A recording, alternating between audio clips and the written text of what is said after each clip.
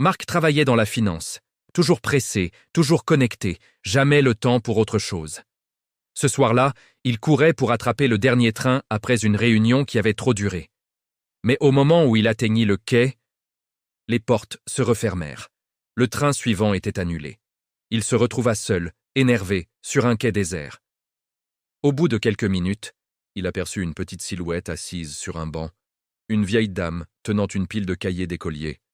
Elle essayait de les protéger de la pluie fine qui commençait à tomber. Marc, sans savoir pourquoi, s'approcha. « Vous allez bien ?» Elle sourit faiblement. « Oui, mon garçon, je corrige mes cahiers ici.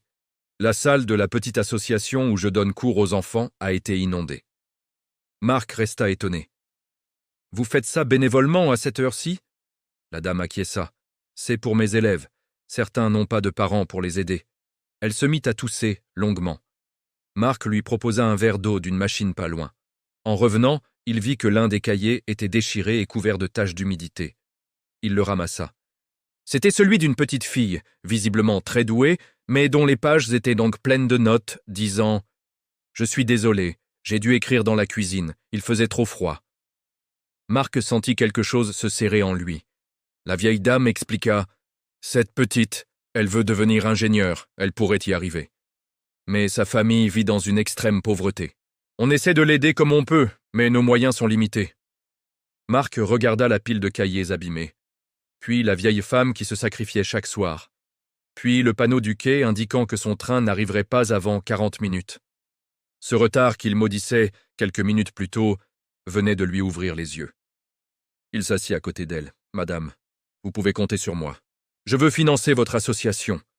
Et cette petite fille, elle étudiera dans les meilleures écoles, je vous le promets. » La vieille dame resta bouche bée, puis éclata en larmes. À ce moment-là, le prochain train arriva, mais Marc ne monta pas.